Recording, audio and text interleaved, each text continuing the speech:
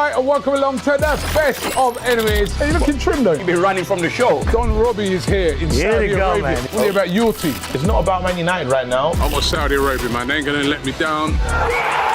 What an exciting game. You were robbed. You weren't robbed. I was offside. We are here today for the burial of Arsenal's Premier League dreams. How you doing, Rob? How are you, bro? Well, none of you two can talk to me because at least we challenge for the league. Al Riyadh, they're taking on Al Nassr today. Big game. One of the biggest games of the season. Do you know how shameless you are, bro? You're supposed to be winning the league, but you're doing a hate-along, bro. I've been chased by a tractor. You've brought in opera singers. When you say Tottenham, you put respect on us. Depart the room for about the next 5 minutes or so. How? Because we're going to talk about the Champions League. Who would have thought a Tottenham fan, a Manchester United fan, and an Arsenal fan would get along? Well, sometimes. Welcome along, weekend roundup. Oh my days. We're in for a great show today, guys. Well, what about the North London derby? I'm not getting rattled. We're 3 points off top 4, so it's not looking too bad. Yeah. Foden 88, Saka 87. I think that's wrong. Nice you put your top on. You want to take it off and get the branding out? Happy birthday! Make a wish to win the league. I did. But how much chance will Arsenal have of winning the Champions League? 0, mate. If we got through Can't do it, PSV, do you think there's any chance? No. Hang on, let me finish. Predictions: 2-1 Tottenham. 3-1 Liverpool, 2-0 Wolves. Chelsea to beat Man United at Old Trafford. Still there. You're in trouble if we win this game. You better not lose on Saturday. We beat the world champions this weekend. That makes you world champion. We're the world champions, but you're not in a title. This is why you'll never win the league. 6 million down the drain. Robbie celebrating a 1-0 win. Abby, Pilates instead of trophies. You'll never walk alone. Catch us every Monday for the weekend roundup. Yes, everybody, welcome back to DR Sports. Welcome back to Live at 5. We're here to digest all the week's action ahead, all the latest drama, the latest news, and everything that's coming through in the world of football. My name is Dylan. I'm your host today, and I'm joined on my left by Jack again on a Monday. I'm first this time. You are, yeah. I'm introduced first. Well, I always go. It's good we swap sides. I always go to my left first. Well, Yeah, but how are you today, Jack? I'm good. Another good weekend for Arsenal. Yeah, still at the top, so enjoying it while I can. And I'm sure there's someone on my right who's going to say probably the same thing. And my right, it's Laurie. Goes without saying. You can't escape us. Yeah. He goes without saying or goes with saying. So we're just not going to touch on it. No, we should talk about it. Yeah, Maybe. It's been a mixed weekend full of some results for some good teams, and some teams who needed the points and who haven't. But there's also Champions League action coming up in the next couple of days. Obviously, we are going to be in a minute covering some of the latest news and everything. But before we do that, remember to get your guys, if you want to have your say and want us to hear your opinion, make sure you can see right below me here. If you're on YouTube or Samsung TV, either scan the code or send a message to that WhatsApp number below to get in your voice notes or your videos about everything. We've got a few lined up and we're going to have a few more through the show to make sure you get your thoughts in for us to discuss what you want us to discuss. But we'll start with the weekend, just a quick roundup, obviously, because you guys had a great week. Yep. So how are you guys assessing Arsenal's performance today? I'll start with you, Laurie. You know what? A very good performance, controlled, another clean sheet, another win that sets us up top of the table. However, I would say this, and I know some people in the comments may come for me, some Arsenal fans may say, "I look at him, blah, blah, blah." A little bit disappointed. I don't know what Jack thinks, and I'm sure he'll have his say in a second. In that second half, I really expect us to kick on and really put Burnley to the sword, getting 4, 5, maybe even 6. We didn't do that. And I was a little bit disappointed with that. But other than that, other than not scoring more goals, it was an excellent performance. I mean, did you really expect that when you think about, obviously you see how Burnley, for example, played against Liverpool earlier on in the season. They took them till the 97th minute and a lucky penalty to actually win the game. Burnley have set up well against some teams so far this season, especially when they know they're going to be under the cosh. Dylan, you're right, but here's the difference. We were 2-0 up at half-time and absolutely coasting that game. And I know Victor Gyökeres got taken off, unfortunately. I think there was a problem with suspected fracture to his face, cheekbone, whatever. Had he not come off, I could definitely conceive him scoring a couple more goals. But that being said, I honestly thought, we were all, when we did the watch-along downstairs for AFTV, we was all talking about 4s and 5s. So to not get another goal in the whole of that second half, and in fact, Burnley created a couple of chances, even though they didn't manage to get a shot on target in the whole 90 minutes. slightly disappointing. But that being said, though, professional performance, 3 points, and like I said, remain top of the table. Our closest rival this season, I would say, is Erling Haaland. Oh, it really, really is, isn't it? I cannot believe it's Arsenal what I'm versus seeing Erling from Man City. Haaland It is. It's Arsenal versus Haaland pretty much for this season. But the thing is with Man City is sometimes you'd say, oh, but without Haaland they wouldn't be doing it, or Haaland just on a good bout of form. But I don't know if you guys were watching the post-match stuff after the City game where they were talking about like most goals after 10 games, and it was Haaland, Les Ferdinand, Haaland and Haaland, and it was just Haaland's 4 seasons in the Premier League. Yeah. He's been the top, like, most goals after 10 games every single time. This is like, or it was his worst start to a season in the Prem ever, like as of a couple of weeks ago, because the previous season it was like hat-trick, not brace, which is wild. Like, and now it's his second best. And the top scorers in the Prem is like Haaland with 12, Esteve with 2 own goals, and then there's loads of players with 1 goal. Like, it's ridiculous. Like, people were saying to me, you know, this is not sustainable. He can't carry them on their own. Like, he can. Like, he's probably the only player that can, like, one-man a title race. It's going to be Haaland. And you know what else is funny about that? So let's be honest. If that was say the Premier League was some kind of foreign league, we live in an alternative universe, and we would all be saying, oh yeah, but that league is not very good because, you know, he's scoring hat-tricks every week or braces every week.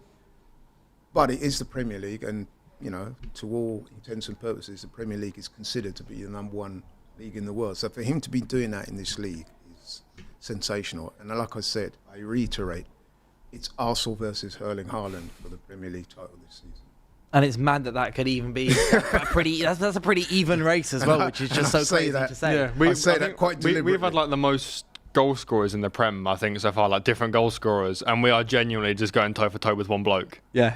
Like that Timber scoring, Calafiori scoring, Gabriel gets a few, like Forrest, Zubimendi rocks up with goal of the season so far, and they're just like, yeah, we've just got one player. And I was saying over the weekend, I might have just been caught up in the moment when I was saying it, but I pretty much said that Erling Haaland is either the greatest striker the Premier League's ever seen, or he will be the greatest striker the Premier League's ever seen. The greatest goal scorer. Not goal scorer. I wouldn't say striker. Yeah, maybe goal scorer. But like, yeah, the point I'm overall making is that, like, so on Live at 5 on Friday, FJ was pretty staunchly defending Salah. That does not surprise me. And then because he was talking about but the trophies the Salah won, and me and Kim were both just saying, well, Haaland's going to end up. He's got a treble.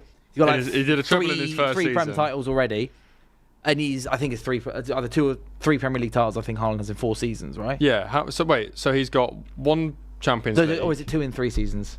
This is his 4th season, isn't it? Yeah. So I've lost track. Two Prems, a Champions League, and a couple of other bits. FA Cup. So he's already not far off Salah's Prem. Salah's got 2 Prems, 1 Champions League. Yeah. So I find it Haaland. Yeah, it's crazy. Yeah. So yeah, sorry, the comment corrected me. Thank you. It's 2 Premier Leagues in 3 seasons, not obviously counting this season, but obviously he's got golden boots left, right and centre as well, across Europe, I find it mad. And he started a YouTube channel and it's really entertaining. Yeah, sound like I don't know if you watch these videos. Yeah. Oh, it's so funny. But just back to go back to Haaland, just very quickly. So when he was banging in goals for fun, I remember this at Dortmund, before he comes and said, yeah, but that's Dortmund. He won't do that here. He's done more here, by the way. Exactly. He came to England. The first thing he did was score 54 goals in a treble-winning season. I think I remember someone in the Lyle family saying that Gabriel Jesus could outscore him. Not to name that. I don't. And it wasn't you. It definitely wasn't. Hey man, me. It wasn't Kenya. Wasn't me. That clip with HMRC of football bringing that up is very, very funny. But just quickly, Laurie says he was a little disappointed by the 2-0 win against Burnley. You agree with that assessment, or was it a case of Arsenal scored there too, your strike came off and you went, we don't concede anyway, we're just going to chill? I was the same though, because like the Liverpool game was because like they didn't concede so they can keep with the low block because they're fighting for a point. But when we scored early, I was like, okay, right, Burnley are going to have to come out now. And then we got the second and I was like, right, now they really need to try and attack us. And then nothing. And it's one of those games where obviously we've been amazing defensively, but what's saying they don't get a nasty deflected goal on 70 minutes and it's 2-1 and it's like, oh, this could get nasty. So we actually had an interesting debate on the watch along. Again, I'm not going to go into this for too. I'd be interested to hear your opinion. So we had an interesting debate on AFTV. We were saying, what would you rather, Arsenal win 6-1 or win 1-0 or 2-0? And I went for the 6-1, but there was a lot of them said, no, clean sheet, 1-0, 2-0, I'm happy with that. My answer is a bit weird for this, but I reckon it depends on the time of year.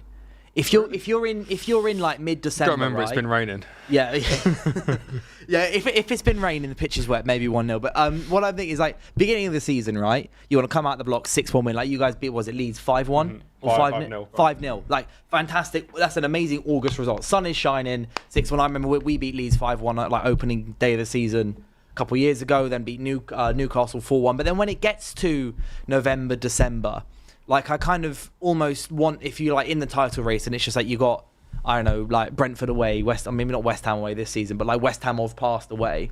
I'm like, do I want my team like smashing in 6 goals, running up and down the pitch in a hectic game, or just get that goal, lock up shop, and But like Liverpool last year, there was like 2-0 every week. Exactly, Like, and that was in November, December, March, wasn't it? just churning out just comfortable results. Yeah, it's like we can take because our players off. 1-0, consistent 1-0s, I'd say probably speak to a bit more Consistency. Yeah, consistency in terms of being able to keep that clean sheet. Whereas at the beginning of the season, you want to let everyone know you can score 5, so they don't try and come out against you. It just comes down to like entertainment value. So obviously, first and foremost, you want the win. But if you can put 5-6 on a team, you think, yeah, that's my team, man. You know what I mean? Yeah. Even if you concede one, it's a bit sloppy, but look at the goals we scored. Yeah, sprinkle a few 4-5-0 wins within just consistently especially not if they're conceding. like big games as well. Yeah, I agree. If you go to like the Etihad, you don't want to like nick a 1-0 win. You want to go and put like 3-0 down there and put your flag in the centre circle and be like, we're here. Yeah. Not be like Graham Souness, literally, but like that sort of thing. Honestly, the first thing that came to my mind. But sticking with Arsenal, we've got lots of Champions League stuff coming up in the next few days. Obviously, Arsenal have Slavia Praha, however you want to say it. I'm not even going to try and attempt that one again. That was disgusting. Away from home, 5:45 kickoff. How are you feeling ahead of that game? Fine. Is it just? Yeah, it's just another like, you know, with the league phase now. I feel like Arsenal are almost guaranteed to get top 8 barring a disaster. So this is just one of them. Yeah, I mean you're one of Arsenal, one of 5 teams who have won their first 3 games. You're 4th on goal difference, but then PSG and Bayern are effectively joint first on goal difference with 10. Your goal difference is 8. Real Madrid's goal difference is 7. Yeah. A few injury worries though, so there'll be a lot of rotation. I think Zubamendi's suspended. Rice is 1 yellow card away from being suspended for the Bayern Munich game. Gyökeres didn't train today, so we've got a few things to navigate. So it might just be like a go weaker and just try and get through it. Give up Norgard. This is the exact kind of game that I'm talking about when you go if you just want a 1-0. Just 1-0, 2-0, you know, score from a corner or whatever, or just like a Declan Rice goal from 15 yards out. Yeah, and just it's get nice. the result and go home. And it's nice that you can like bring in the Norgard and be like, Declan Rice, we're not risking you getting suspended for Bayern Munich, so you're going to play 45 minutes, we're going 1-0 up, and then we're taking you off for Norgard, or we're taking you off for Marino. We're just going to like, we haven't got to play you through the 90 because the next understudy is like, I always use him, but I'm Nenny. I really like Nenny, but I always use his name. But yeah, it's nice that we've got that depth now that we can actually use these games for rotation rather than having to field either our strongest 11 and hope or really weakened team. Yeah, I hear it. We got a question coming through on the WhatsApp, so I think you guys very much getting involved on WhatsApp. One of them is from Johnny PK saying, hello, love the show. Want to hear your thoughts on the Bayern versus Arsenal clash later this month. A fixture between 2 of the best and scariest teams to face this season. The unstoppable force meeting the immovable object and familiar rivals as well. So in the context of Arsenal's Champions League games, we've been speaking about with the Slavia Prague game, it might be just a case of get in, get out, give some other players some minutes, and just crack on. How do you feel about that game? It's a great game. Arguably the 2 best teams in Europe right now. And the way we're playing right now, I've got to say I'm confident against any team. Even a team as good as Bayern Munich with a striker as good as Harry Kane in it. I'm still and a winger like Elise and another winger like Diaz. Yeah. 3 players who will be very, very familiar with Arsenal, of course. Right. That's right. And that will be the ultimate test at the moment. But it's a test that I think we can certainly come through. I really do. Pretty sure Jack feels the same way. When you're watching Arsenal at the moment, the minute we get a goal, honestly, I just think that's it. Yeah. I just think, yeah, we won the game.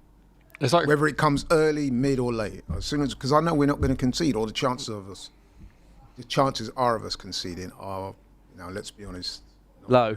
Yes. Well, statistically, yeah. I mean, so that imbues you me with face a lot shots of on target, let alone goals at this point. point. It's easy not to concede goals if you don't face shots. Eric Ten Hag. It sound like Michael Owen there. Yeah, I know. I really did. It's difficult to concede goals if you don't concede shots. But I will accept goals win games. I will accept, Dylan, that Bayern Munich are a different kettle of fish. 9 games won. Phenomenal. Harry Kane's just been a different breed. It seems I don't know. Well, he's the Haaland of Germany. So to speak, Bundesliga tax, etc. Because obviously you've said before, like Bundesliga players in the Bundesliga who go from Premier League to Bundesliga or Bundesliga to Premier League, if they're in the players who are in the boxes, they tend to do really well, either striker or centre back. We've seen obviously with Xavi Simons, Wirtz and co. in the last couple of seasons, even Gravenberch's first season at Liverpool, when they're Bundesliga players in the middle of the park, it tends to struggle a bit more. But Jack, how are you feeling about the Bayern game coming up next month? Is it a bit a case of Arsenal just keep doing what they're doing now with one eye on that game, even though it's a while away? Yeah, it's one of the ones where you really want to send a message. Like, over the years, Arteta's sort of broken new boundaries of Arsenal. Like, it was like, we never win at Chelsea, we never win at Old Trafford, and he's slowly done it. And I think Bayern Munich is one of those few teams left where it's like, they just haunt us. Like, it was 5-1, then 5-1, then 5-1, like 10-2 on aggregate for like a couple of years. And even a couple of years ago, we drew them. And then Emirates, it was like, we're playing really well, they're struggling under, I think it was Tuchel at the time, we can send a message, and they went, drew at the Emirates, sort of played us our own game and then beat us away. So this is the, like, finally we can avenge sort of you running around Koscielny for 90 minutes and just making a mockery of our entire team. Yeah, well, it's the thing that Bayern always exploited was the fact that your centre-backs were just weak. Oh, I remember. The centre backs were just so weak against no matter who Bayern were playing, because it was over a couple years period as well. It wasn't just like one season they had your number. It was like 3 or 4 seasons over the course of 5. I mean, we lost 5-1 away, but me and my dad had tickets to go to the home game, and we were like, we might as well go because it's a nice father-son. We don't go often. We went 1-0 up really early, and we're like, hold on. We couldn't, could we? And then Koscielny gets sent off. They score a penalty, and it's 5-1 again. Within that though, as well, I remember there was a period. Didn't he beat them 2-0? There was one you beaten 2-0 like Ozil. We beat them a couple of times in that period, but it was like more like group stage games. But every time it got to the knockouts, they just annihilated. And then it was just always 5-1 as well. Yeah, because it's the one where Bellerin puts the afterburners on, and then like Ozil gets it cleared off the line. And you had some mad games a few years ago. To be fair, now I think about I remember that Chelsea game you had as well at the Emirates, where it was like, who was it? Morata missed a 1-on-1 and you scored in the 91st, he scored in the 97th. Yeah, and then this is really we scored like a last minute equaliser, and then literally from kick-off the camera cuts and Zappacosta rattles the crossbar. Yeah, that's it. The commentator's not even sure what's going on. Games. That's credit to Arteta now though, isn't it? It's so much more stable now at Arsenal. Oh, very much so, yeah. Some would say too controlled, some would say, not me necessarily. But it's night and day now. To the way we are now and the way we're playing, and to the whole ethos and aura of the club is completely different to what it was. So even a few years ago, I'm seeing big differences even this season, where previous seasons we could look a little bit flaky at times. Now we just look solid throughout the team, don't we? It just helps. Every element that makes up the team is just solid, from goalkeeper, defence, midfield, and now attack as well. I mean, and sticking with the games we're talking about tonight, one of the comments has mentioned that obviously it's also PSG Bayern in Paris later tomorrow. So your 5:45 kickoff, that's the 8 p.m. kickoff. That's a solid chance. Well, I mean, you're going to, if you win, you're going to overtake one of those two teams because they both won't obviously get 3 points from that match. So this is a huge game for Arsenal to be able to put that you will be top of that league, because you're playing before everyone else, and then you can just try and stay there. You might be top of the Prem and top of the Champions League. Yeah, and again, we saw last year with Liverpool, you can finish top of the league phase and draw like PSG, but it's a good statement to be like, oh, we're top of both of them, we're still in all the cups. So it's a good message to send out to everyone that we actually mean business and we genuinely think we can win both. I don't know whether Laurie thinks we've got a chance at winning both, but I definitely think we're capable of winning both. 100%. Yeah. Another game I want to talk about, because it's tomorrow and it's going to be very good fun, is Liverpool hosting Real Madrid. And Trent Alexander-Arnold seemed like he's going to return to Anfield. So when Trent got injured, obviously Trent started the season at Real Madrid, was not the world's most perfect start to the season. He played in the Club World Cup, didn't have a fantastic Club World Cup, came back, got benched by Carvajal. There was a lot of stuff going on here and there, but then he got injured. And his injury recovery seems to be like he's coming to Liverpool at a time where the Liverpool aren't having the world's most fantastic game, and he might be fit to start. But do you think it's still a game? Like, is Ancelotti going to look at this? Sorry, not Ancelotti. Xabi Alonso going to look at this and go, "I'm going to play my best players." Trent's one of my best he's got players. a point to prove as well because He he's going back to Anfield, so it is like a proper reunion thing. Oh yeah, that's very true. Because he was linked with them for ages when Klopp was leaving. It was we're getting Xabi Alonso, and then they were getting Amorim, and then they got he said no to them, didn't he? Because he stayed at Bayer Leverkusen as well. Like, was that after his first season at Bayer Leverkusen, they were like, yes. Xabi then stayed. And then obviously rejecting Liverpool because I think Liverpool wanted him. And then now he ended up at Real Madrid. I think his mindset was kind of like, if I go to Real Madrid and it doesn't go perfectly, I can probably at some point still get the Liverpool job. But if I go to Liverpool and fail, I'm probably then not ever going to get the Madrid job. So he's done it that way around. But yeah, I mean, with Trent going back, you knew it was going to happen. Like, some things are written in football that it was definitely going to happen. And, but is it written that he's going to have a blinder because Liverpool are not looking great? I mean, I annoyingly don't think he'll play. I think they'll play Valverde right back. What would be funny is if they play Valverde right back, go like 2-3-0 up, and then bring Trent on for the last 10, and he comes on. I think they're missing him so much though, Liverpool.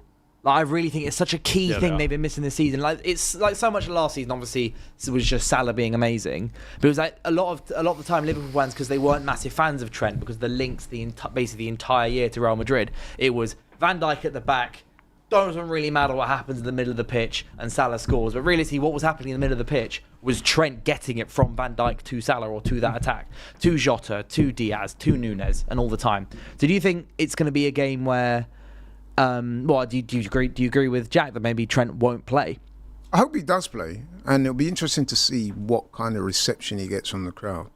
Because the obvious thing is to say that he'll get booed, but I don't know. I think there might be a little bit of self-reflection amongst the Liverpool fans that, given that now that he's gone kind of thing and he's coming back, is this a time to show him a little bit of love? So I'll be interested to see how that goes. I think the manager will play him if he's fit, to be honest. I think he will. I would make Real Madrid favourites for that game. But it will be an interesting they've got to game. be, though, surely. Yeah. Like Madrid are to Liverpool what Bayern are to us a little bit, where like they always seem to draw each other at some point, and Madrid always seem to somehow get the better of them, like most of the time. And the reason why I say that as well is that Mbappe is in really good form. Another striker. So we said Haaland, we said Harry Kane. Mbappe is kind of in that region, isn't he, this season? He's scoring a lot of goals. He's looking good. Yeah. So, yeah. I mean, it's at Liverpool, which you think, gives them a bit of an advantage. But someone who really haven't had an advantage of late at home is Spurs. And if you were to talk about a few weeks ago and say, right, Tottenham, you got three games at home in a row. You'd go, you know what, I'll take that. But then suddenly they lost. Who did they lose to on the weekend? My mind's blank. Chelsea. Spurs. Yeah, so Chelsea at home on the weekend. They'd have Copenhagen at home in the Champions League in midweek tomorrow. And then United at home again. And there's potential that Thomas Frank could potentially lose all travel three. to Arsenal and then PSG at some point as well. Yeah, I think their next couple of games after that are also They got rough us as well. the first game after the international break. So at our that'll be place. that, and it's at your place. Arguably, you'd say that Spurs' best chance of winning a game might actually be there, either at the Copenhagen game tonight or there, because their home form has just been dire. Horrendous. Yeah, someone said it to me the other day. I can't remember who it was, but he said Thomas Frank manages Spurs like they're Brentford. That he almost sets up pragmatically to find a way of getting a result and making sure they don't lose. So when they're away from home, that kind of works. So when you go away to Everton, you sort of sit back a bit, soak up the inevitable pressure and then nick a couple of goals. But then when you're at home, as the Tottenham manager, you would like him to then stamp some authority down, play some more progressive attacking players and go at them. But he seems to still do the whole, let's find a way of neutralising the opposition first and then go from there, which again, great approach when you're Brentford, but when you're Spurs, I think a lot of the fans are asking for a bit more, don't play Palinja and Bentancur at home because we're meant to be the home team. We're Tottenham Hotspur. Play Simmons and Bentancur or Simmons and Palinja and something a bit more attacking. So Are Spurs underperforming or are they being held back? That's a good question. Very philosophical. In terms of aesthetics, they're underperforming, aren't they? Because they're not scoring goals. But to be fair to Thomas Frank, when he took over at Spurs, despite them winning that trophy towards the end of last season, let's be honest, the league campaign was a shambles. 17th, was it? 16th? Well, they lost the most big games any team has ever lost without being relegated, which is 22 of the 38 games. So compare that to now. They're in a lot healthier position. They do look like a much stronger team as well. They've got better players, better manager, because I do believe that Thomas Frank is an upgrade on, what's his name? Ange. So yeah, Well, I mean, If you could Forest didn't combine the prove two, that. you know when Liverpool had like co-managers ages ago, if you could have like Thomas Frank setting them up structurally and then just get Ange coaching the attackers, they might be all right. You'd think so, but then with some of the comments that have come out of Forest since Ange left, and Morgan Gibbs-White being like, I can finally breathe again. Yeah, maybe not. I think it says a little bit more about, like, there might be a little bit more to Ange behind the scenes than we thought. Yeah, I mean, in Spurs' defence, like Brentford had a better attack than Spurs, so the fact that they look a little bit toothless compared to what Thomas Frank's used to, like he doesn't have Mbumo, Tony, Visser, he has Richarlison, and then obviously like Kulusevski's injured, Maddison's injured, Solanke's injured. Like I don't know what. There's not that much you can get out of Richarlison or the Bear and Tell. It's Kulusevski. When he comes back, I think Spurs are going to change. Yeah, I rate him so highly. I rate Kulusevski so highly, but obviously he's had so many injury issues, and this last one being the big knee one, that there's a question mark over it. But if he can come back fit and firing, I think that's massive for Spurs. and if Colin Moani can get firing, Solanke can get back. Like, there is quality there, but it's not top quality. They've sort of got an amazing defence. I really rate Palinha and as holding midfield, and then outside of that, you got Simmons might click, but it's a bit barren. Like, they need more investment going forward, definitely. But I mean, when you consider where they are now, they're 5th in the league now, which is actually higher than Chelsea. Chelsea just beat them at the weekend. But from what I gather from that game, I didn't see the whole game. I saw the highlights. But from what I can gather, what was so disappointing about that defeat against Chelsea at the weekend was not so much the fact that they lost at home. It was the fact that they barely laid a glove on Chelsea, if at all. And that for a lot of fans. And I can understand it. It's not really acceptable, is it? It's a London derby. Am I right in thinking their goals was 0.1 expected goals? Sorry, it was either 0.05 or 0.1. The statistics, it was 0.05. They had 3 shots, 1 on target. I'm trying to find that's crazy. And I mean, the manager himself is bemoaning the lack of creativity and goals up top. So you can imagine the fans, you've lost the game. You barely laid a glove on an opponent that you hate, by the way. It's not a good look, is it? So, yeah, I can imagine the opprobrium. However, it does have to be borne in mind that it's a work in progress. And I think sometimes that's the trouble with Tottenham fans. I think they're a little bit too expectant for what they are, you know what I'm saying? So you're not at that top table, so you do need to kind of... Currently, they're in a good position. I think it's more like the problem Spurs fans are having is that they're like, okay, where are we going from here? Is the thing, because as you said, they're 5th. They were 3rd last week. Obviously, lost to Chelsea. It's not about the table at the moment. You can be 2nd or you can be 11th, and you're still in the mix for Champions League spots at the minute because it's the beginning of the season. It's so congested. But I do think that the issue with Spurs. The Spurs fans are saying more often than not is that like they can't see something being built on top of this at the minute because as you said, it's so just like we're finding a way to not lose. We're not exactly going out there maybe to win games. Well, someone sent me these stats at the weekend. Like, so apparently, Spurs' whole thing was Chelsea are really vulnerable from set pieces and long balls, so we're just going to hurt them that way. They got 0.05 xG. Vicario attempted 20 long balls, and only 3 of them found a Tottenham player.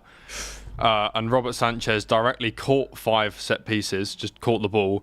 2 of them went directly out of play, and 1 was offside. There's just no aggression, is there? So it was like they had a game plan, and they couldn't even execute their game plan, which is what, if I was a Spurs fan, I'd be concerned about. Like the fact that you've been like, let's exploit their weakness from set pieces, great. But if you're kicking them straight out of play or at the keeper, then there's a problem. Yeah, I hear it. I'm just looking at some of the comments. I think no one's back in Liverpool.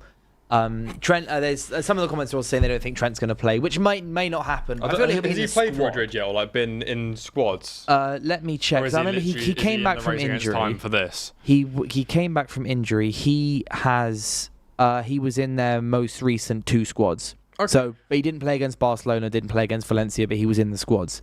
So I mean, I'd be surprised if he isn't in the squad. I think it would be a bit of a disappointment, A, for like from a fan and perspective if he's not in the squad, but B, you're a Real Madrid player, don't be like, don't run away from it with a sudden like last minute illness or something. But there are a couple of further things that have come through on the WhatsApp. So as I said, it's right below me on screen now, and Robbie to my left on the screen is there waiting for your fan opinions. We got a few. We've got one here from Christopher, who's a Spurs fan, but he's got a very interesting question about Bournemouth.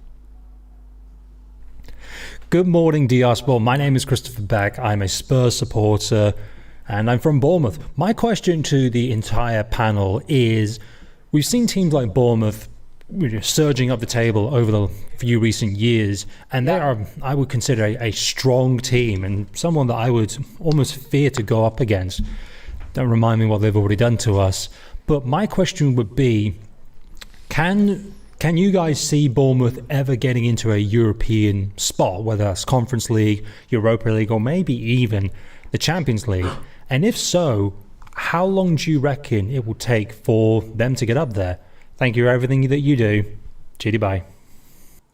Big up, Christopher. Thank you for the comment. That was a fantastic question as well, I think. I mean, it's funny, you're a Spurs fan. We just talked about Spurs, but we're talking about Bournemouth. Yep. But I think, in the subject of us obviously talking about the Champions League preview, Bournemouth have a fantastic chance of, at the very least, getting conference football. Because there's obviously the whole thing about 5 Champions League spots. It depends on who goes far in the competition. City look strong in Europe. Arsenal look very strong in Europe. You got Chelsea. We don't know how they'll do in Europe, but like generally, you expect Arsenal to potentially. You're going to go. We should get the coefficient point for the extra. Exactly. Slot. Yeah. So which will mean on the assumption that there's 5 Champions League spots, there is therefore the 2 Europa League spots, 1 being FA Cup, and then the Conference League spot. There's 7 spots up for grabs, and I'd say Bournemouth have been one of the top 7 sides so far this season. I don't see no reason why they can't do that this season. They can 100% qualify for Europe, but sort of further to his question about like staying in it and becoming a bit more of a powerhouse, it's just so difficult with the way football is. Like there's a food chain. Like unfortunately, like there is. Like they might qualify for Conference League or Europa League, but then Semenyo at some point will still want to go. I mean, you've seen it with.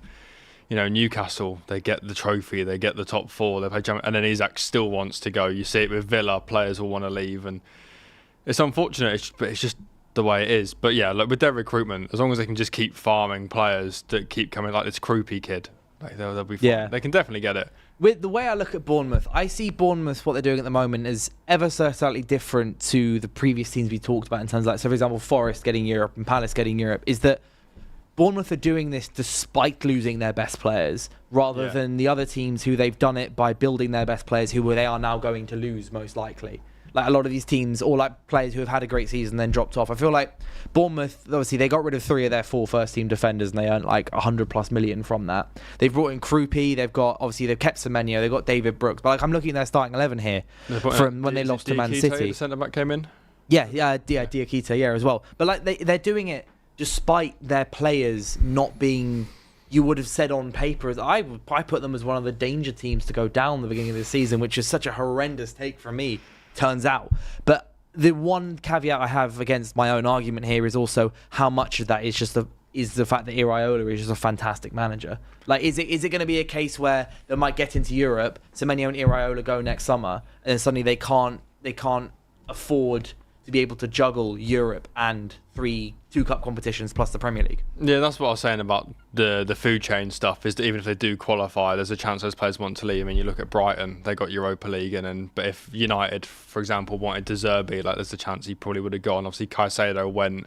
Evan Ferguson, if someone stumped up that crazy money that they're asking for, 100 mil, yes, they would have cashed in. So it is just a case of capitalising while you're there, which is something Palace, I think, have done really well. Like they have this chain of like, okay, Wilfried Zaha's going, but we're not letting Eze and Elise go this summer. And then it's like, right, okay, well, Elise's going the next summer, but we're keeping Eze. And now Eze goes, which means we're not letting Guehi go, and they'll keep this sort of cycle of being well run. So as long as you can do that, there's no reason why. I mean, like you say, Semenyo might leave, but Krupi's only like 19, so there's your next one.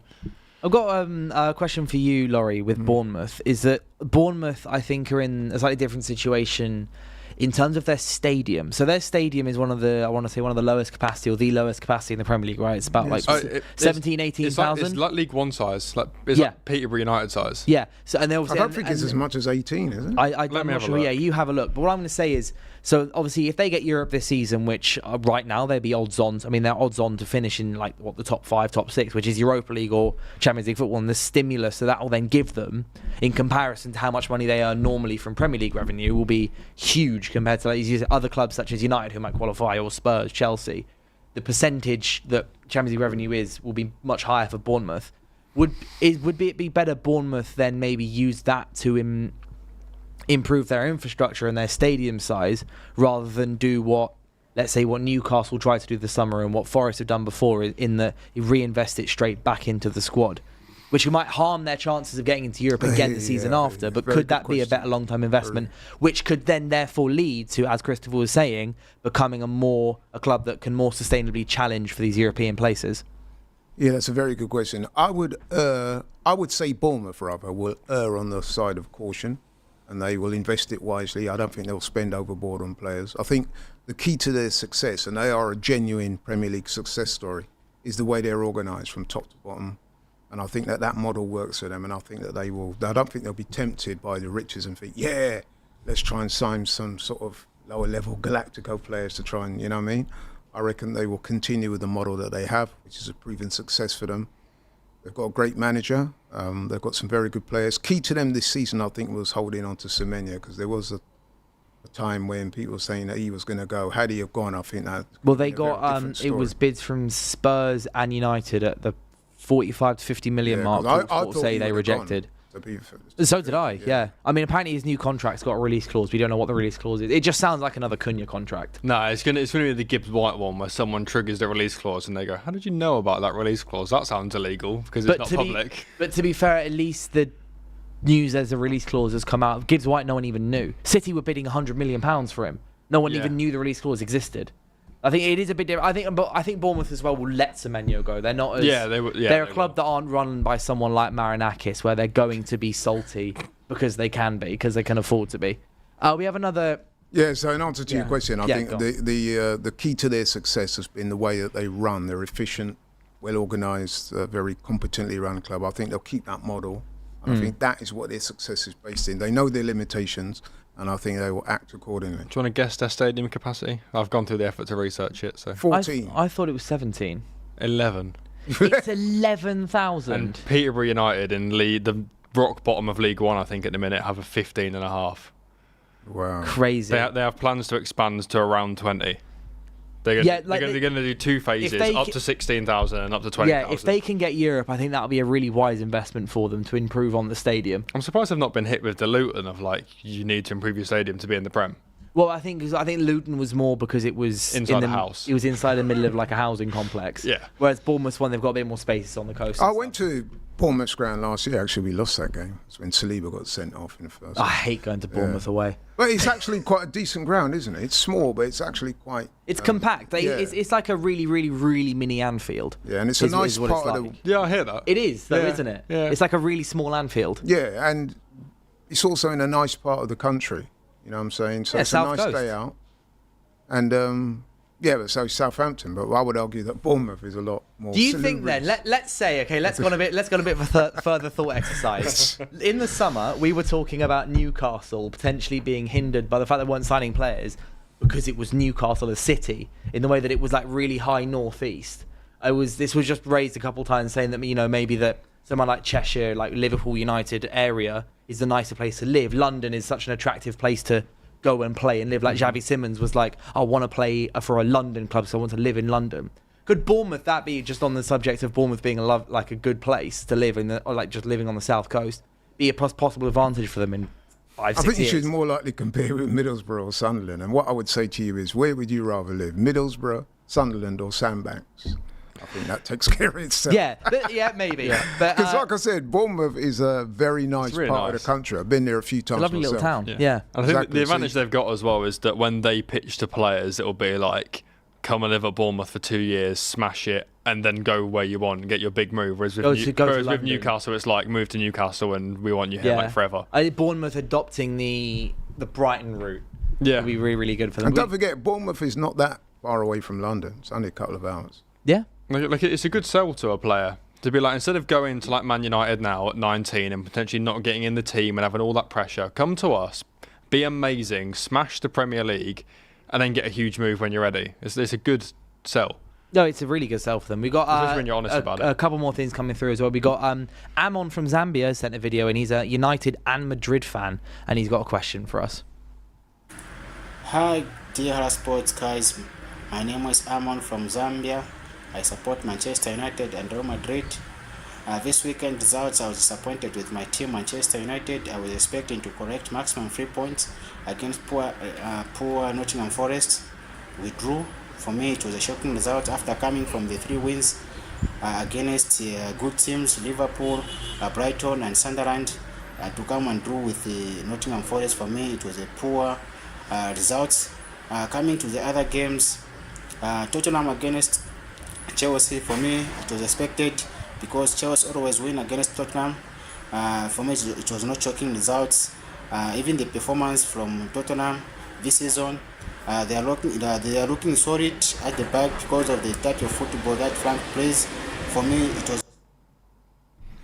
That's an indication of how far you guys have come, isn't it? He's saying it's a shocking result, a draw a few weeks ago. Yeah, so I will touch on. So for those of you who don't know, I'm also a Man United fan, but I will touch on my thoughts on this for a minute. But actually, I will start with you, Jack. What do you think about the reaction United fans have had from this? Saying, you know, as Amon here, big up by the way. Thank you for the note coming in. But like saying it's a disaster result, 2-2 draw away to Forest. It shows how like fickle football can be, because like 3 weeks ago everyone said no chance they're going to go there, get battered. Like the difference between where Forest are and United are now is huge. You know, you've had 3 wins on the bounce. It's like, I can't believe you dropped points to Forest. Big Man United dropping points to Forest. It's a good point. It's just, you know, that bloke's not getting his hair cut, so it gets painted to be a bit more of a disaster than it probably is. He's going to end up having his hair all the way down here before. Someone researched it. It took Arteta 3 years to win 5 consecutive games at Arsenal. Mate, and at least five, he had like Europa League games in there as five in a row is never an easy task. Like, how many times do you go onto the Premier League table? We didn't do it last year. Yeah, how many times do you look at the Premier League table and see those, like, you know, the one that comes up on Google, for example, you see those 5 ticks. Unless it's Liverpool last year, or Man City in like years gone by in recent history, it just doesn't happen. There is a reason why they say there are so-called no easy games in the Premier League, although Wolves have done much to debunk that theory, but for now, even so, new manager bounce now. Yeah, and we are going to get onto that, by the way, with the Wolves stuff in a minute. But yeah, I mean, it is. I had to kind of the irony of it. A Man United fan sort of talking about how shocking it is to draw at Forest, which, let's be honest, man, up until a few months back, Forest is known to be a pretty hard fixture away from home. They've beaten us there a few times, Forest, or made it difficult. They've beaten us in the cup there and made it difficult for Arsenal over the years. So, okay, the United fans are disappointed. I think that's more so because you guys were 1-0 up. But then it was only 1-0. It's not like it was 2 or 3-0. Yeah. Conceded 2 late goals. I think that is a very commendable result. I wouldn't say it's commendable, but I feel like people have forgotten that. Why not? But it's like it was the reason we lost was because of us, right? I was saying it just off air before we started. It was because we're the ones that like, you know, conceded those 2 goals. It was our fault we gave them those 2 chances. You know, but like we gave them those 2 chances, so not lose to draw the game. Yeah. But it's like, and we also were the reason we didn't win that game. We could have been a lot better. But the way I see it is, when we lost 3-0 to Man City at the Etihad, and you look at our next 6 games, it was Chelsea, Bournemouth, Sunderland, Liverpool, Brighton, and Forest. And then you turn around to me and go, "You're going to win 4 of them, draw 1, and lose 1." I would go, out of 13 out of 18 points, that's fantastic. And you'd probably say we're drawing at Forest and getting battered at Anfield. Yeah, and instead it was we beat Anfield, we got battered by Brentford, and we beat Brighton, who's a bogey team, beat Chelsea at home where we normally do that. We beat Liverpool away for the first time in 10 years. Sunderland win was just a very good win, very good performance. Šeško and Mount scoring good goals, and we're going to Spurs away, and I've got optimism for this Spurs away game. Like, I do feel like there's a lot of people going around talking about this game as if we've lost it and we've just like slipped from a title race or something. Like, no, we're aiming for 6. That's realistically what we take. Whoa. At half time, there were screenshots of, we're second. Are you worried, Arsenal? That was just facts. We were second. That was facts. But and like then you that, slipped to like 7th. Wait until the 90 minutes. I didn't post that on purpose because I was thinking I got to wait for the second half. But the thing is, we're aiming for 6th this year as a club after finishing 15th last year. We're currently 7th, I would say 7th, but we're 2 points off second. We could beat Spurs this weekend, suddenly be back in the top 4. And it's all rosy, and I feel like people just really aren't properly understanding this. But 8th. But 5th are on the same amount of points. Exactly, this is what I mean. We're level. It's just our goal difference is always terrible. But like we're level on points with 5th. Yeah, our goal difference has been 2-1, -1, or -3 for the last 4 years. See, that is the problem of expectation, isn't it? When expectation levels are raised, then fans can get a little bit above themselves. So I think it's a little bit disingenuous for United fans, and I say this respectfully, for you to be turning your noses up at a draw at Forest, because although Forest are, not what they were, when they were at their heights under Nuno. Nevertheless, anyone will tell you it's not an easy place to go, especially when you've got a new manager, like Jack said, new manager bounce. They've got Sean Dyche in there. He's going to be organising. The crowd, I would imagine, would have been mad up for it. So, okay, yes, United were in front, and you're thinking that they're going to hold on and win, but a draw is not the end of the... I would rather we draw a game and it being our fault that we drew the game than just like scrape a draw getting back. Yeah, exactly. Because yes, it's 2-2, 2 points at the end of the day, is what it is. But at the grand scheme of things, I'd rather it be down to our flaws that we can fix than just us being bad. And last year we were losing games because we were just terrible. Last year, right, that game, 3-1 loss. Easy 3-1 loss that game. Was it 3-1? I can't remember. It was 1-0. Anthony Elanga ran through the entire bit. Yeah. That game, we might have scored first. As soon as they scored second goal, we don't come back into that game. We don't score. Obviously, Ahmad's goal was lovely, but we don't score at all. We don't any of this. So it's a weird improvement. Not only that, you're losing the game, and then you draw the game with an absolute banger. Yeah. I mean, if I'm in the ground and I'm a United fan, that is, they say with fans, that is the one result that they really love, when you come from behind, score a great goal and equal. Yeah, and then we had a Murillo goal line clearance in like the 90th. Yeah. One goal line clearance away from it being 4 wins from 4 going against Spurs. We got another one. I've been told by production that this is very funny. We have a video from Peruvian Panther, and it just says on the screen here, making a statement. No questions, just a comment. The only thing worse than an Arsenal fan is 2 Arsenal fans. But on the positive side, you're both better than Robbie. No questions, just a comment. The only thing worse than an Arsenal fan is 2 Arsenal fans. But on the positive side, you're both better than Robbie. Oh, Dylan, that's making me laugh. Meh. What are we thinking? A compliment? Well, I'd first like to say that Robbie pays my wages, so I'll be making no further comment on the better than Robbie part because I quite like my job. But also, yeah, look, you think Arsenal fans are bad now? Wait, if we win something this year, just lock off the internet. I'm going to. Don't go outside in London. I genuinely might not come in. Yeah. I genuinely might not just come in for a week. Just go move to Manchester. Just get away from it. Literally just for a couple of days. Yeah, it's gonna be weeks. Yeah, a couple of weeks at least. The transfer window opens and then we'll sign some players and I feel wait for the World Cup again. Yeah, but actually saying that, I said this before, I would rather you guys won the league this season than Liverpool. Like, so to be fair, like I kind of have a positive stake in this. Is that only because of Man United-Liverpool rivalry? Yeah, I don't want Liverpool getting 21 titles. Oh yeah, because you're joint at the minute, aren't you? Yeah, it's 20-20 each. Obviously, it was 18-20 for ages. They've got 2 Premier League titles, so it's now 20-20. I don't want Liverpool getting 21. That's all. I want us to be the one that next to get 21. But then I wouldn't want you to win another league title. So just I don't want back-to-back titles on you being for better than your brother, allegedly, apparently. Well, listen, I'm in a difficult position when he says that because I am my brother's keeper, as they say. So, you know, I mean, at the end of the day, we come in a package. But in answer to what you guys were saying there, I mean, Arsenal have not won the title now, what, 21 years, is it? So we're going to have our moment, man, because honestly, I'm looking at the way things are going this season. I can't see anything but Arsenal winning it. And if that does indeed turn out to be the case, wow. You think we're bad now? The title race is finished, according to Laurie. It's done, it's over. Finished. Wrap it up now. As I said, it's between us and Erling Haaland. Now, if things go the way... I mean, listen, 6 points clear now, right? And things are looking good. So I've got, I think, every right to feel confident. And all I would say to you guys is, you non-Arsenal fans, is if you think we're bad now... Just me then.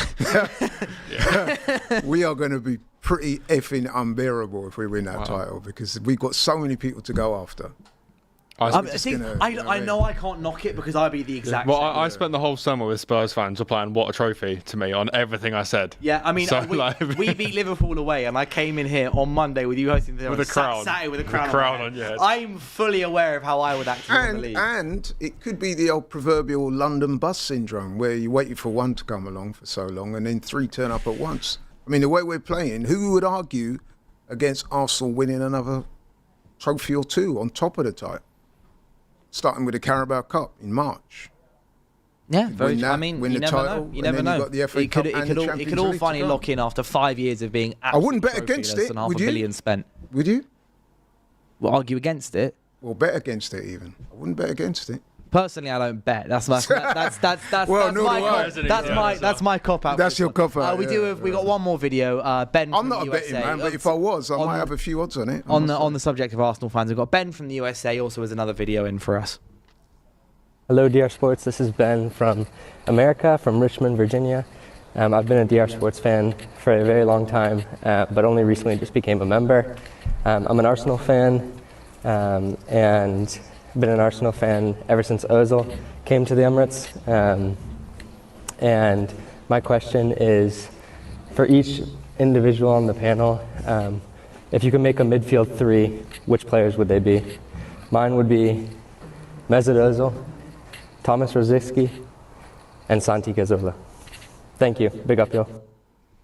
I mean, I remember that Ozil transfer coming through when I was about like 14, 15 in like ICT. Obviously, that was before like Fabrizio Romano and Ornstein and all these minor mini little updates. It was just like, bang, Arsenal signed Ozil. I couldn't believe it. I remember it as well. We played Spurs. We beat them, I think, 1-0. And then Wenger said in his press conference, "So we might have something exciting for you tomorrow." And that was it. And there was no rumours. And like 11 p.m, it's the Arsenal signed Ozil. It's just absurd. But that's a technical midfield. Was it Rosicky, Santi Cazorla, and Ozil? He said. Yeah. Is he building? Is it from each our own teams? Yeah, just pick three midfielders. I guess just pick three midfielders. Building a midfield. I don't think you could have a midfield three trio without Patrick Vieira in there. Well, who if you okay, all Arsenal players of all time, or maybe Premier League era, to make it a little easier. Yeah. What's your midfield three? There's so many, but I'll definitely have to have Vieira in there. Fabregas probably be in there as well. I'm not sure if Ozil would make mine, to be honest. He was a bit in and out when he was at Probably Arsenal, not. I don't think Ozil would make mine. I've got to be honest. I've got a slightly controversial one for United, just because I would want to see what happened. I'm not necessarily saying this is the best midfield three we've ever had. It definitely isn't. But if we pulled up with a midfield three of Roy Keane, Paul Scholes, and Bruno Fernandes, I would want to see how that works, because I think it could be so chaotic, but also brilliant. Roy Keane needs some serious legs. Yeah. He would. I know he would need some mad legs. I'm thinking in like a 4-2-3-1 here. The Paul Scholes staying slightly deeper, Bruno Fernandes further forward, Roy Keane, but also the personalities. I'd just be so interested to see how it would work. I don't know what we'd do.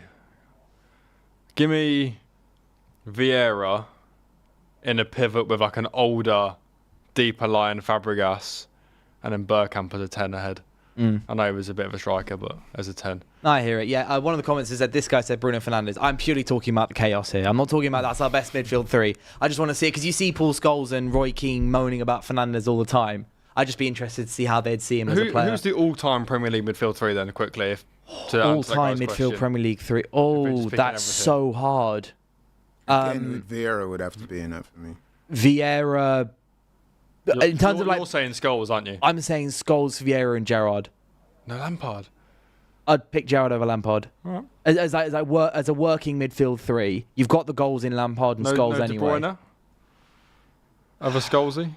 It's just so impossible, isn't it? Yeah, it's so impossible. You're never going to win. And it's obviously I'm doing a nostalgia thing here a little bit as well. But what I want to get back to, thank you guys so much for sending your voice notes in. Remember, if you do want to get stuff in for the panel to answer, it is the right here in the comments. There's also the QR code down just here on my left, and the number, everything. You can text, WhatsApps, voice notes, all of that. Get them in, you need and to work we out a will way of answer singing. the best You need like a jingle singing. for the number. You know, like the old Hastings advert, like 0800 00. You need I'm not singing on DR Sports. You are. I've got to create a jingle. Yeah. That's not in my contract. Well, yet. We'll find a way. They might put it in. Sign the thing. But either way, I want to. I just want to go through score predictions for the end of the game. So we didn't do the one speaking. So we'll start with the games that we spoke about earlier, with the obviously Slavia, Prague, and Arsenal game. What's your score prediction for this, Jack? Tough place to go. We'll rotate and come away with a 2-0 win, I hope. What are you saying, Robbie? Prague are unbeaten in their league this season, but with respect to that league, none of them are Arsenal. And the way we're playing at the moment, I strongly in favour of a win. Actually, you know what? I did say 2-0, maybe 3-0. We might get a... I was going to go 3-0. Yeah. I was going to go 3-0 because it'll just be... It's away from home. I can see you getting an early goal, and then it just, as you said, once Arsenal score, game's done. Pretty much. That's how it's been for the last, 6 weeks or so. Yeah, I'm going to go 3-0. I'd say 3-0 as well. And what about Liverpool versus Real Madrid? Because I can't see anything else but Real Madrid winning here. Like, you think about Liverpool, obviously they just won. They've won a couple games here and there lately, but it's just they got Mbappe, they got Carvajal, obviously they got Courtois, who's fantastic. They've got their centre backs are awesome. Their Valverde, I think, is just spectacular. It's not the same Madrid. And Mbappe's got Liverpool's number, by the way. He's had it for a while. Other than last year. Oh yeah, other than last year. But it's not the same Madrid, because that was struggling Mbappe trying to find the way to play with Vinny. That they weren't amazing at that point in the season, and that was Liverpool on fire. Yeah, and also comments. Get your predictions in as well. But how are you feeling for this for Liverpool scoreline wise? Desmond, it's gonna be a 2-2 draw. 2-2 draw. Interesting. Because I see you said that, and I went to Desiree Doué for a second. Of course. I was thinking this is wrong. I think, Desmond Tutu, yeah. Yeah, I think Liverpool's team maybe suits European football a little bit more. Bit more of an open game, European style. I'm thinking a 3-1 Madrid here. I really am. I just think that Mbappe is just so good. I know there's the issue with Vinny happened the other day, obviously, but Vinny's come out and he said he's apologised. It's all square, all sorted, so there's no really drama on that side. And as you said, last season it was Real Madrid and Mbappe trying to find some sort of sync up together. It obviously then happened later in the season last season, maybe turn of the year-ish. But now they're firing. Until they met Kivior, of course. Until they met, yeah, that's true. And Declan Rice's 2 stunning free kicks. But thanks for bringing that up. Yeah, I mean, how can you not? It was my free kicks, apparently. Me being Declan Couscous, as I've heard a few times. What's your prediction for Liverpool versus Real Madrid? I'm firmly in the Madrid camp for this one. I do think Liverpool make it tight. They may even score a goal, courtesy of Mo Salah, but they have their defensive inefficiencies and frailties, and I think someone like Mbappe is one of the worst people you could be coming up against. Especially right now. Especially their attacking prowess is significant. I mean, like you said, Vinny, he'll be desperate to get back into favour with the Madrid fans. And the goal at Anfield does that. Exactly. Bellingham, you know what, I could see 2 or 3. But I'm going to go 2-1. 2-1 Real Madrid. So, draw, Madrid win. PSG versus Bayern Munich. This is a game that, because it's set up to look like some of the comments are saying it's game of the season, that then tells me that it's not going to be a great game. Every single time it's one of these games that 2 European heavyweights going together. I'm looking at the way these 2 teams play. I don't think it can anything but a good game, though. I don't see... Is it going to be a game of the 2 teams kind of being a little bit tentative, trying to get that goal each other out? Because it's not like they've got bad defences. Maybe to start with, but none of those teams are like what I call defensively oriented. They look to go out and stick their chest and win games, home and away. So I think it's going to be a great game. I'm going to go 2-2 for this one, though. I was going to say 2-1 just because to PSG, because PSG being at home. Yeah, there would be slight. I feel like if it is, I think it's a little bit on a knife edge. But I would be going, just for PSG purely at home. That's one thing I really want to experience. PSG game. I've not been to a PSG game. Like PSG Ultras and all of that. That's something I really want to experience. It would have been great to be a United fan for that Rashford pen. Oh, all-timer. Yeah. I mean, I know some people who went. They were like, that was an all-time evening. That would be, of course, be dependent on you getting back in the Champions League, which may not happen for a few more years. I think my beard might end up being over here by the time we do it. But what's your score prediction? PSG Bayern? 3-2 Bayern. 3-2 Bayern. Away from home Bayern? Yes. You're saying Harry Kane just smashing out of the park? They are going to win every game in all competitions until they come to the Emirates. And then they're going to... I don't know. I'll get back. I'll ask you that because we'll be here in a month talking about it anyway. I'm scared. I will very much ask you then. One thing I would say about Bayern, shout out to Vincent Kompany, because there's a lot of naysayers when he took over there. Remember, he including Burnley me down effectively, and people said, "How could he get that job?" Well, he got the job, and he's done well, very well this season. He's next up at City, I think, when Pep does move on. So shout out to him, because I remember at the time a lot of so-called experts were having a pop at that appointment, and he's done there, and he's not just like winning the league, he's doing it with aplomb. So what Kim said on Friday, which I found so interesting, he was fantastic when he came on Friday, especially dealing with FJ. I'll tell you about like Kim and Jay. No. Kim is in Kim, the Man City fan who came on Friday. He said that what company's done is he's changed the way they've played, which he said has been so significant. Final one, just before we wrap up quickly, Tottenham versus Copenhagen. Quick score prediction. 1-0 Tottenham. I'm thinking 1-1. 1-1 or 2-1 Yeah, I was going to Spurs. go 1-0, but that's more. Spurs. It's just Spurs' form is just so like bad at home. I can't believe it as well. Yeah, he can be so good away. Kudus not so training today, I don't think. No, Kudus, Bergval, and one other hasn't trained today. There's plenty of news coming up for that. But thank you guys so much for watching. I really hope you guys have enjoyed both our preview of the Champions League and also getting in some of your comments, questions. Something we really want to start doing more often. Getting you guys much more involved in the Live at 5 show. We are live at 5 every day, Monday, Tuesday, Wednesday, Thursday, Friday, to cover all the action. Tomorrow we'll be going through some of your hot takes as well. So if you go on DR Sports' Instagram, there's on the story there's a section for you to get your hot takes in or put them into the Have Your Say opinion channel. But thank you guys so much. I've been your host Dylan today, along with Jack on my left and Laura on my right. Had a load of fun, and I will be here back at 5 p.m. in 23 hours to go through your hot takes and anything else that comes up in the football world. See you then. Welcome along, weekend roundup. Oh my days. We're in for a great show today, guys. Well, what about the North London derby? I'm not getting rattled. And we're 3 points off top 4, so it's not looking too bad. Yeah. Foden 88, Saka 87. I think that's wrong. Nice that you put your top on. You want to take it off and get the branding out? Happy birthday! Make a wish to win the league. I did. But how much chance will Arsenal have of winning the Champions League? 0, mate. If we got through PSV, do you think there's any chance? No. Hang on, let me finish. Predictions. 2-1 Tottenham. 3-1 Liverpool. 2-0 Wolves. Chelsea to beat Man United at Old Trafford. Still there. You're in trouble if we win this game. You better not lose on Saturday. We beat the world champions this weekend. That makes you world champions. We're the world champions, but you're not in a title. This is why you'll never win the league. 6 million down the drain. Robbie celebrating a 1-0 win. Abby Pilates instead of trophies. You never walk alone. Catch us every Monday for the weekend roundup.